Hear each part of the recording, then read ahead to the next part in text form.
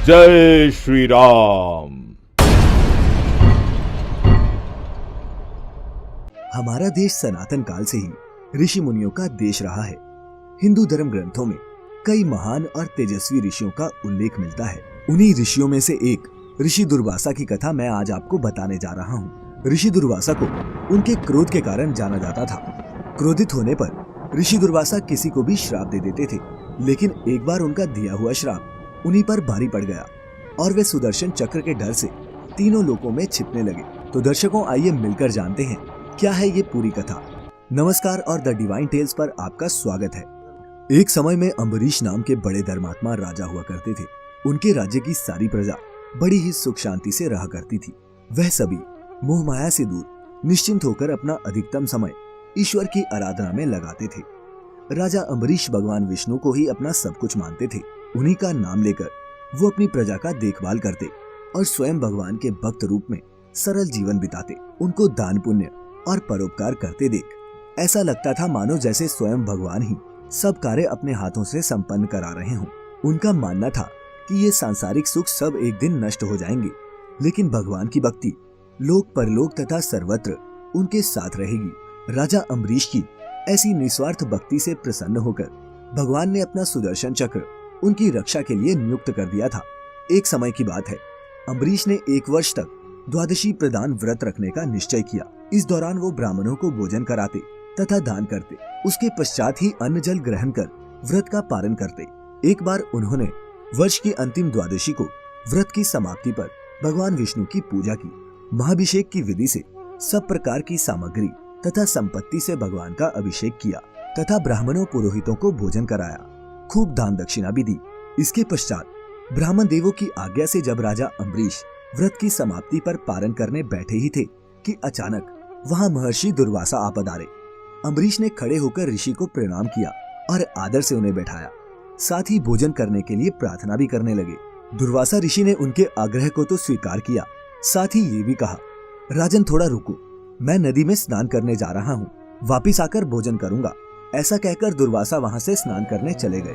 पर नदी पहुंचकर वे स्नान और ध्यान में इतना डूब गए कि उन्हें याद ही नहीं रहा कि राजा अम्बरीश बिना उनको भोजन कराए अपने व्रत का पालन नहीं करेंगे। दुर्वासा ऋषि को गए बहुत देर हो चुकी थी। द्वादशी समाप्त होने जा रही थी। द्वादशी के रहते पारण न करने से व्रत खंडित होता और उधर दुर्वासा को खिलाए बिना भी पारण नहीं किया जा सकता था। अम्बरीश दोनों ही स्थितियों से परेशान थे। अंत में ब्राह्मणों ने परामर्श दिया कि द्वादशी समाप्त होने में थोड़ा ही समय शेष है, पारण द्वादशी तिथि के अंदर ही होना चाहिए। दुर्वासा अभी नहीं आए, इसीलिए राजन आप केवल जल पीकर पारण कर लीजिए। जल पीने से भोजन कर लेने का कोई दोष भी नहीं लगेगा और द्वादशी समाप्त ना होने से व्रत खंडित भी नहीं होगा। शास्त्रों के विधान के अनुसार ब्राह्मणों की आज्ञा से राजा अम्बरीश ने व्रत का पारण कर लिया। अभी वे जल पी ही रहे थे कि दुर्वासा वहां आ पहुंचे। दुर्वासा ने देखा कि मुझ ब्राह्मण को भोजन कराए बिना ही अम्बरीश ने जल पीकर व्रत का पारण कर लिया। बस फिर क्या था, क्रोध में भरकर ऋषि दुर्वासा ने श्राप देने के लिए हाथ उठाया ही था कि अम्बरीश ने विनय पूर्वक कहा, हे ऋषिवर, द्वादशी समाप्त होने जा रही थी, आप तब तक आए नहीं। वर्ष भर का व्रत खंडित न हो जाए, इसीलिए ब्राह्मणों ने केवल जल ग्रहण कर पारण की आज्ञा दी थी। जल के सिवा मैंने कुछ भी ग्रहण नहीं किया है। पर दुर्वासा क्रोधित होने पर किसी की न सुनते। अपनी जटा से एक बाल उखाड़कर उन्होंने जमीन पर जोर से पटका और कहा, लो, अब मुझे भोजन कराए बिना पारण कर लेने का फल भुगतो। हे मेरे बाल से पैदा होने वाली कृत्या, जा अम्बरीश को खा जा। बाल के जमीन पर पड़ते ही एक भयंकर आवाज के साथ कृत्या राक्षसी प्रकट होकर अम्बरीश को खाने के लिए दौड़ी। भक्त पर निरपराध कष्ट आया देख उनकी रक्षा के लिए नियुक्त सुदर्शन चक्र प्रकट हो गया और फिर चक्र ने उस राक्षसी का वध कर दिया। भगवान के सुदर्शन चक्र को अपनी ओर आता देख ऋषि दुर्वासा घबराकर भागने लगे, पर चक्र उनके पीछे लग गया। कहाँ शाप देकर अम्बरीश को मारने चले थे, कहाँ उनकी अपनी ही जान पर आ पड़ी। चक्र से बचते बचाते वे इधर उधर भागने लगे। जहाँ कहीं भी छिपने का प्रयास करते, वहीं चक्र उनका पीछा करता। भागते भागते ब्रह्मलोक में वे ब्रह्मा जी के पास पहुंचे और चक्र से रक्षा करने के लिए गुहार लगाई। ब्रह्मा बोले, दुर्वासा, मैं तो सृष्टि को बनाने वाला हूँ, किसी की मृत्यु से मेरा कोई संबंध नहीं। आप शिव के पास जाएं, वे महाकाल हैं, वही शायद आपकी रक्षा करें। दुर्वासा भगवान शिव के पास पहुंचे और अपनी सारी विपदा सुनाई। दुर्वासा की दशा देखकर शिव को हंसी आ गई। वह बोले, दुर्वासा, तुम सबको शाप ही देते फिरते हो, ऋषि होकर क्रोध करते हो। मैं इस चक्र से तुम्हारी रक्षा नहीं कर सकता, क्योंकि ये विष्णु का चक्र है। इसीलिए अच्छा होगा कि तुम विष्णु जी के पास जाओ। वही चाहें तो अपने चक्र को वापस ले सकते हैं। दुर्वासा की जान पर आ पड़ी थी। भागे भागे वे भगवान विष्णु के पास पहुंचे।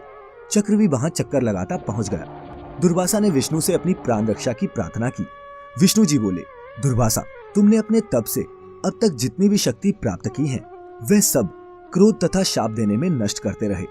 तनिक सी बात पर नाराज होकर झट से शाप दे देते हो। तुम तपस्वी हो। तपस्वी का गुण धर्म रक्षा करना होता है।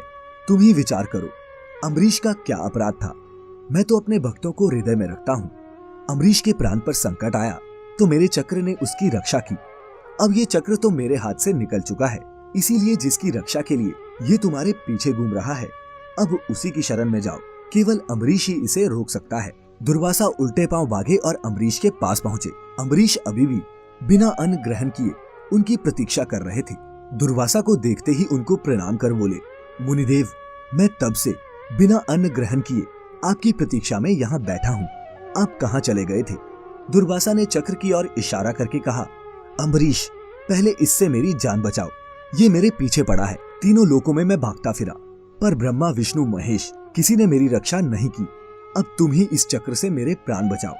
अम्बरीश हाथ जोड़कर बोले, मुनिवर, आप अपना क्रोध शांत करें और मुझे क्षमा करें। भगवान विष्णु का ये चक्र भी आपको क्षमा करेगा। अम्बरीश के इतना कहते ही चक्र अंतर्ध्यान हो गया और इसके बाद ऋषि दुर्वासा ने राजा को आशीर्वाद दिया और वो अपने आश्रम के लिए निकल पड़े। तो दर्शकों, कैसी लगी आपको आज की ये कथा? नीचे कमेंट्स में हमें जरूर बताएं और अगर पसंद आई हो तो ज्यादा से ज्यादा लाइक और शेयर करें। साथ ही ऐसी और भी धार्मिक कथाओं के लिए द डिवाइन टेल्स अभी सब्सक्राइब कर लें। फिलहाल आज के लिए इतना ही। आपका बहुत बहुत शुक्रिया।